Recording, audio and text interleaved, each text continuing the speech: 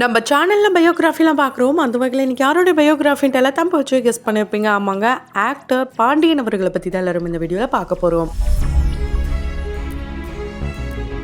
இவரை பற்றி பார்க்குறதுக்கு முன்னாடி இது வரைக்கும் யாரெல்லாம் நம்ம சினி சமூகம் சேனலை சப்ஸ்கிரைப் பண்ணலையோ அவங்க எல்லாரும் மறக்காமல் சப்ஸ்கிரைப் பண்ணிவிட்டு பக்கத்தில் இருக்க பெல் ஐக்கானையும் மறக்காமல் ப்ரெஸ் பண்ணிவிடுங்க. ஆக்டர் பாண்டியன் அவர்களை தெரியாதவங்க யாருமே இருக்க முடியாது. அவருடைய மறைவு பார்த்தீங்கன்னா இந்த சினிமாக்கே ஒரு மிகப்பெரிய ஒரு இழப்புன்னு தான் சொல்ல முடியும். ஏன்னா அந்த அளவுக்கு நல்ல நல்ல படங்களை அவர் சூப்பராகவே நடிச்சு கொடுத்துருக்காரு. அண்ட் நிறைய சமூக சேவைகளும் செஞ்சுருக்காரு. அது மூலயமா நிறைய சொத்துக்களையும் இழந்திருக்காரு. நிறைய ஏமாற்றம், துரோகம் அண்ட் குடிப்பழக்கம் இது எல்லாம் இவரை ரொம்பவே டவுன் பண்ணி 5 வருஷமா ட்ரீட்மெண்ட் எடுத்திருந்திருக்காரு. ஆனா சிகிச்சை பலன் இல்லாம 2008 காலமாயிட்டாரு. இவருடைய இறப்பு மிகப்பெரிய ஒரு எக்ஸாம்பிள் அப்படின்றத அவங்களுடைய மகனே சொல்லியிருக்காரு. அண்ட் அவங்களுடைய மகன் சமீபமா பாத்தீங்கன்னா நிறைய இன்டர்வியூஸ் கொடுத்திருக்காரு. நிறைய இன்ட்ரெஸ்டிங்கான விஷயங்களும் சொல்லியிருக்காரு. அண்ட் இந்த வீடியோ கண்டிப்பா நடிகர் பாண்டியன் அவர்களுடைய ரசிகர்களுக்கு ரொம்ப பிடிக்கும் அப்படின்னு சொல்லலாம். அந்த வகையில இவரை உங்களுக்கு ரொம்ப பிடிக்கும் அப்படின்னா கமெண்ட் பாக்ஸ்ல மறக்காம கமெண்ட் பண்ணுங்க. நடிகர் பாண்டியன் அவர்கள் ரொம்ப ஈஸியால இண்டஸ்ட்ரிக்கு வரலங்க. 1959 விருதுநகர்ல பிறக்கிறாரு. 10ஆம் கிளாஸ் வரைக்கும் ரொம்ப நல்லாவே படிக்கிறாரு. 11, 12ஆம் கிளாஸ் பாத்தீங்கன்னா கரஸ்லயே முடிக்கிறாரு. இவருக்கு ப்ரூஸ்லி அவர்கள்னா ரொம்ப ரொம்ப பிடிக்குமாம். அவருடைய ஜெராக்ஸ் அப்படின்னு தான் சொல்ல முடியும். அதனாலே போலீஸ் ஆகணும் அப்படின்ற ஒரு ஆசையும் இருந்திருக்கு. போலீஸ் ட்ரைனிங்கும் இவர் போயிருக்காரு. இதெல்லாம் பண்ணிட்டு இருக்கும் போது இன்னொரு பக்கம் மதுரை மீனாட்சி அம்மன் கோயில சுத்தி பாத்தீங்கன்னா இவங்களுடைய ரிலேட்டிவ்ஸ், இவங்க ஃபேமிலி எல்லாருமே வளையல் கடை வச்சிருக்காங்க. இவங்களுடைய குடும்பம் பாத்தீங்கன்னா வளையல் செட்டியார் அப்படின்னு சொல்லப்படுவாங்களாம். அண்டு தெலுங்கு பேசுவாங்களாம் இவங்களுடைய குடும்பம். ஆனா பக்காவா ஒரு மதுரைக்காரங்க அப்படின்னே சொல்லலாம். மதுரை தமிழர் ரொம்ப நல்லாவே பேசுவாரு. அதனாலதான் இவர் சினிமாக்கு வந்தாரு அப்படின்னு கூட சொல்லலாம். ஏன்னா அந்த தமிழை பார்த்துட்டு தான் அடடே இந்த அளவுக்கு தித்திக்கும் தமிழா அப்படின்னு சொல்லி பாரதி ராஜா அவர்களே ஆச்சரியப்பட்டு தான் இவருக்கு ஒரு சின்ன டாஸ்கும் கொடுத்திருக்காரு.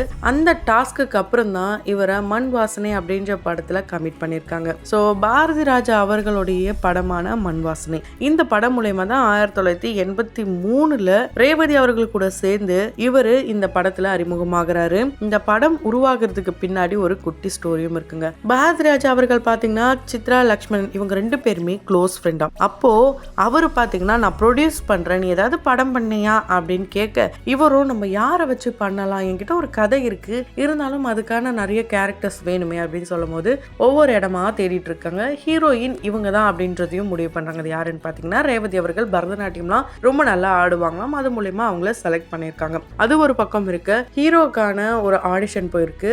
சென்னையில இருக்க நிறைய காலேஜ்லாம் இவங்க போய் ஆடிஷன் பண்றாங்க. யாரும் செட் ஆகல. சரி மதுரை பக்கம் போவோம், நமக்கு அந்த மண் வாசனையோட ஒரு மகன் தேவைப்படுறாரு, போய் தேடி பார்ப்போம் அப்படின்னு சொல்றாங்க. அங்க போய் தேடி பார்க்கும் போதுதான் அங்க இருக்கிற காலேஜஸ்லாம் பெரிய பெரிய காலேஜஸ்ல இருந்து எல்லாருமே வராங்க. ஆனா இவருக்கு யாரையுமே பிடிக்கல. சரி ஓகேயா வா கொஞ்சம் சாப்பிட்டாச்சு, அதுக்கப்புறம் ரிலாக்ஸா தேடுவோம் அப்படின்னு சொல்லிட்டு மீனாட்சி அம்மன் கோயிலுக்கு போற வழியில தான் அந்த ஹோட்டலும் இருக்காங்க. அந்த நேரத்துல பாண்டியன் அவர்கள் ரோட்ல நின்று இருக்காரு. அப்போ பாரதி ராஜா அவர்கள் ரொம்ப ஃபேமஸான டைரக்டர் அப்படின்றதுனால நிறைய பேர் கையெழுத்து ஆட்டோகிராஃப்லாம் வாங்க வந்திருக்காங்க. இவரும் போயிட்டு ஆட்டோகிராஃப் வாங்கலாம். போகும்போது போங்க போங்க போங்க அப்படின்ட்டு லக்ஷ்மணன் அவர்கள் சொல்றாரு. ஒரு பாயிண்ட்ல இவருடைய பார்வை பார்த்தீங்கன்னா ரொம்பவே இம்ப்ரெசிவா இருந்திருக்கு பாரதி ராஜா அவர்களுக்கு. சரி நீ வாயா என் கூட அப்படின்னு சொல்லி இவரையும் கூடவே கூட்டு போறாங்க. அப்ப லக்ஷ்மணன் அவர்களுக்கு ஒண்ணுமே புரியலையா, எதுக்கு ரோட்ல இருக்கிறவர் கூட்டு போறாங்க அப்படின்ட்டு புரியலையா. அதுக்கப்புறம் பாத்தீங்கன்னா ஒரு பிடி மண் எடுத்து பாண்டியன் அவர்கள் கையில கொடுத்து இதுல எவ்வளவு மண் இருக்கு அப்படின்னு சொல்லி பார்க்கலாம் அப்படின்னு கேட்டப்போ கிட்டத்தட்ட ஒரு 3500க்கு மேல இருக்கும் அப்படின்னு அவர் சொன்னதும் நீ தான் யா ஹீரோ அப்படின்னு சொல்றாராம். இவரும் ரொம்பவே ஷாக் ஆகுறாரு. இப்படிதான் பாண்டியன் அவர்கள் சினிமா இண்டஸ்ட்ரிக்குள்ள வராரு. எல்லாருமே எதிர்த்தாங்களாம், இவனா ஒரு ஹீரோவா, என்ன சார் நீங்க இப்படி பண்றீங்க அப்படிலாம் எதிர்த்திருக்காங்க. ஆனா யாருமே நினைச்சு பார்க்க முடியாத அளவுக்கு நடிப்பு திறனை வெளிப்படுத்தி சூப்பராகவே நடிச்சு படம் ஹிட் ஆகுது. அதை தொடர்ந்து நிறைய படங்கள் வெற்றி படங்களா தான் அமையுது பாண்டியன் அவர்களுக்கு. இதுல மண் வாசனை படத்தை எடுத்துக்கிட்டோன்னா பொத்தி வச்ச மல்லிகை முட்டு பூத்திடிச்சு வெக்கத்தை விட்டு பேசி பேசி ராசியானதே மாமன் பேரை சொல்லி சொல்லி ஆளானதே ரொம்ப நாளானதே இந்த பாடல் எனக்கு ரொம்பவே பிடிக்கும். அடுத்ததா ஆண் பாவம் இந்த படத்துல சீதா அவர்கள் கூட சேர்ந்து சூப்பராகவே நடிச்சிருப்பாரு. அதுல குயிலே குயிலே பூங்குயிலே மயிலே மயிலே வா மயிலே இந்த பாடல் செம்ம ஹிட் பாடல் அப்படின்னே சொல்லலாம். கண்டிப்பா பிளேலிஸ்ட்ல இந்த பாடல் இல்லாம இருக்காது நிறைய பேருக்கு. திரும்பவும் ரேவதி அவர்கள் கூட சேர்ந்து புதுமை பெண் இந்த படத்துல கஸ்தூரி மானே கல்யாண தேனே கச்சேரி பாடு கைத்தாளம் போடு இப்படி இவருடைய ஒவ்வொரு படங்களும் ஹிட்டோ ஹிட்டு, பாடல்கள் ரொம்பவே ஹிட்டு. ஏன்னா அப்பெல்லாம் பாத்தீங்கன்னா இளையராஜா அவர்கள் அவர்களோட இசை அப்படின்னா சொல்லவே வேணாம். அப்ப நடிச்ச காலம்லாம் பொற்காலம் அப்படின்ட்டு அப்ப நடிச்ச நடிகர்கள் இப்ப நிறைய இன்டர்வியூஸ் கொடுத்துட்டு இருக்காங்க. அந்த வரிசையில கிழக்கு சீமையிலே, மண்ணுக்கேத்த பொண்ணு, கோழி கூவுது, மனைவிக்கு மரியாதை, இது போல ஹிட்டான படங்கள்லாம் இவர் நடிச்சிருக்காரு. அண்ட் இவங்களுடைய மகன் ரகுவையும் சின்ன வயசுல நடிக்கலாம் அப்படின்ற ஒரு ஏக்கத்தோட இருக்கும் போது எஸ்டிஆர் அவர்களை அந்த படத்தில் நடிக்க வச்சிருக்காங்க குழந்தை நட்சத்திரமா. அது எந்த படம் கேட்டீங்கன்னா பெற்றெடுத்த பிள்ளை. இந்த படத்துல எஸ்டிஆர் அவர்களுக்கு தான் அப்பா கேரக்டர் பண்ணிருப்பாரு. இதுல எஸ்டிஆருக்கு பதிலா இவருடைய ஒரிஜினல் மகனே நடிக்க வைக்கலாம் அப்படின்ற ஒரு எண்ணமும் இருந்திருக்கு. இருந்தாலும் இவர் போய் கேட்டாரு, ஏன்பா என்ன நடிக்க வைக்கலன்னு கேட்டதுக்கு, உன்னை நான் பெரிய லெவல் வரணும்னு நினைக்கிறேன், நீ நல்லா படி, டிகிரி வாங்கு, படிப்பு தான் வாழ்க்கைக்கு முக்கியம், அதுக்கப்புறம் நடிக்க வா, உன்னை வச்சு நான் கண்டிப்பா பெரிய லெவல்ல படம் எடுக்கிறேன் அப்படின்ட்டு அவங்க அப்பா வாக்குறுதிலாம் கொடுத்தாராம். இவருடைய மனைவி பாத்தீங்கன்னா லதா. இவங்க 2 பேருமே பாத்தீங்கன்னா ஒரு காதல் பறவைகளா தான் வள வந்திருக்காங்க. விருப்பமே இல்லாம ஒரு கட்டாய திருமணம் பண்ணாலும் அதுக்கப்புறம் அந்த திருமண வாழ்க்கையை ஏத்துக்கிட்டு ரோஜா படத்துல வர அரவிந்த் சுவாமி அண்ட் மதுபாலா இந்த பேர் மாதிரி தான் அப்போ வள வந்திருக்காங்க பாண்டியன் அண்ட் லதா. ஸோ யாரு பாத்தீங்கன்னா லதா இவருடைய தாய் மாமனுடைய மகள் தான். எல்லாருமே சேர்ந்து கல்யாணம் பண்ணி வச்சுட்டாங்களாம். இவங்க அம்மா பாத்தீங்கன்னா இப்ப வரைக்கும் குழந்தைத்தனமா தான் இருக்காங்களாம். என்னதான் கணவன் இறந்தாலும் மகனை எப்படி வளர்க்கணும் அப்படின்றதுல முன்னுரிமை கொடுத்தாலுமே இப்போ மகன் இவங்களுக்கு இப்படி இருக்கலாமா, அப்படி இருக்கலாமா, நான் இதை பண்ண போறேன், அப்படி பண்ண போறேன்ட்டு எல்லாமே மகன் தான் அம்மாக்கு சொல்லி கொடுக்குற அளவுக்கு தான் இருக்காங்களாம். பாண்டியன் அவர்களுக்கு மதுரையில பாத்தீங்கன்னா ஒரு பெரிய பங்களா வீடு, 2 கெஸ்ட் ஹவுஸ் இருக்கு, அண்டு வளையல் கடைகள் இருக்கு.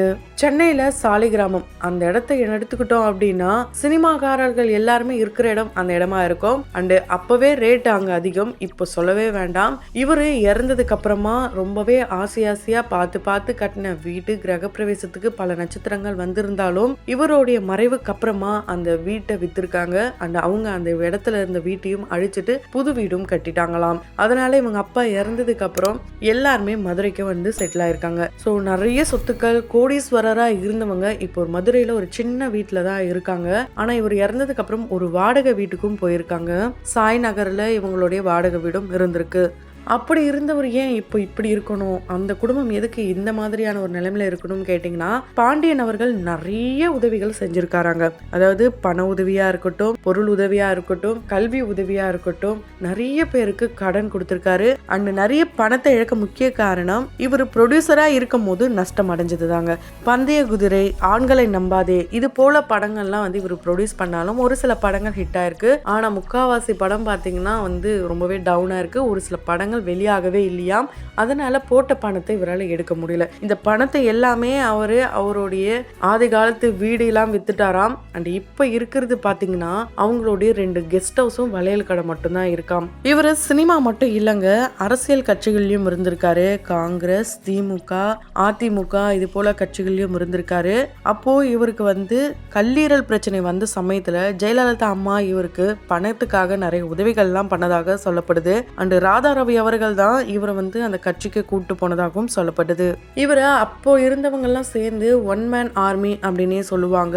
அண்ட் இவரு சின்ன ரஜினி அப்படின்னு கூட சொல்லுவாங்க. அதுக்கு காரணம் என்னன்னா அப்பெல்லாம் ரஜினி சார் தான் ரொம்ப ரொம்ப டாப் லெவல்ல இருந்திருக்காரு. அதுக்கப்புறம் இருந்தவர் பாண்டியன் அவர்கள் தானா. இவர் நல்லா வளர்ந்து வர சமயத்துல கூட இருந்தவங்க எல்லாரும் இவருக்கு உடல்நிலை சரியில்லாத நேரத்துல இவரை ஏமாத்தி நிறைய பணத்தெல்லாம் பிடுங்கிருக்காங்க. நிறைய ஏமாற்றம், துரோகம், கூட இருந்தவங்களே இவரை தூக்கி போட்டு போன கதெல்லாம் கூட இருக்கிறதாக அவங்களுடைய மகனே சமீபத்துல இதுக்கான விளக்கத்தையும் கொடுத்திருக்காரு. பாண்டியன் அவர்கள் படம்னா கண்டிப்பா ஃபைட் இல்லாம இருக்காதுங்க. அதே மாதிரிதான் ப்ரூஸ்லி அவர்களை தான் இவர் இன்ஸ்பிரேஷனா கொண்டு நிறைய படங்களுக்கு ஃபைட்டா இவர் ஓனாவே பண்ணிருக்காராம். ஜிம்னாஸ்டிக்லாம் இவர் ரொம்ப நல்லாவே பண்ணுவாராம். எந்த அளவுக்கு ராஜா மாதிரி வாழ்ந்தாரோ அதை விட ரொம்ப கொடுமையா தான் இவர் இறந்திருக்காரு. கல்லீரல் பிரச்சனை காரணமாக கிட்டத்தட்ட 5 வருஷமா ட்ரீட்மெண்ட் எடுத்திருந்திருக்காரு. அதே நேரத்துல இவரு இவ்வளோ விஷயங்களுக்கு எழுந்ததுனால குடிப்பழக்கத்துக்கும் அடிமையானதாகவும் அவங்களுடைய மகன் சொல்லியிருக்காரு. குடிய தவறுன்னு சொல்லல. ஏன் அப்படின்னா ரொம்பவே வேலையில அலுப்பா தெரியறவங்க லைட்டா அதை எடுத்துப்பாங்க. அது ஒரு மருந்து மாதிரி. ஆனா அதை ரொம்ப ஓவரா எடுக்கும் போதுதான் இப்படி குடியை கெடுக்கும் அப்படின்றதுக்கு ஒரு விளக்கத்தையும் சொல்லியிருக்காரு இவருடைய மகன் ரகு. ரகுக்கு பாத்தீங்கன்னா ஹிந்தி படங்கள்ல நடிக்கணும்னு ஆசையா நிறைய ஸ்கிரிப்டும் வச்சிருக்காராம். இவங்களுடைய அப்பா இறக்கும் போது நான் இருக்கும் போது தாண்டா உனக்கு வந்து ஒரு சப்போர்ட், நான் போனதுக்கு அப்புறம் யாருமே இருக்க மாட்டாங்க, அதனால உன்னோட கல்வி தான் உனக்கு சப்போர்ட்டா இருக்கும், நீ நல்லா படி. இவருக்கும் லாயர் ஆகணும் அப்படின்ற ஆசைலாம் இருக்காம். நிறைய ஸ்கிரிப்டும் வச்சிருக்காராம். அண்ட் இவங்களுடைய அம்மாவை பார்த்துக்கணுன்ட்டு ப்ராமிஸ்லாம் வாங்கியிருக்காராம் இவங்களுடைய அப்பா. பாண்டியன் அவர்கள் நடித்த படத்தை குடும்பத்தோட பார்த்த படம் எதுனா அது பெரிய மருது. இந்த படத்தை தான் இவங்களுடைய அம்மா, மகன், பாண்டியன் இவங்க 3 பேரும் சேர்ந்து பார்த்துருக்காங்க. அண்டு ஒரு அப்பா மகன் பாண்டிங் தான் இருந்திருக்கு. பாரதி ராஜா அவர்களுக்கும் பாண்டியன் அவர்களுக்கும் நிறைய உதவிகளும் பண்ணியிருக்காராம். சிட்டிசன் படத்துல வாப்பா அப்படின்ற கேரக்டரும் பண்ணியிருப்பாரு பாண்டியன் அவர்கள். இந்த படம் ரகுக்கு ரொம்ப ரொம்ப பிடிக்குமாம். அண்ட் இவருடைய மனைவியான லதா அவர்களுக்கு மண் வாசனை படம் ரொம்ப ரொம்ப பிடிக்குமாங்க. அந்த வகையில் உங்களுக்கு இவருடைய படத்தில் எந்த படம் ரொம்ப பிடிக்குமோ அதை கமெண்ட் பாக்ஸில் மறக்காமல் கமெண்ட் பண்ணுங்கள். தொடர்ந்து பயோகிராஃபியில் பார்த்து என்ஜாய் பண்ணணும்னு நினச்சிங்கன்னா உடனே நம்ம சினி சமூகம் சேனலை சப்ஸ்கிரைப் பண்ணிடுங்க. பக்கத்துலேயே இருக்க பெல் ஐக்கானையும் மறக்காமல் ப்ரெஸ் பண்ணிடுங்க.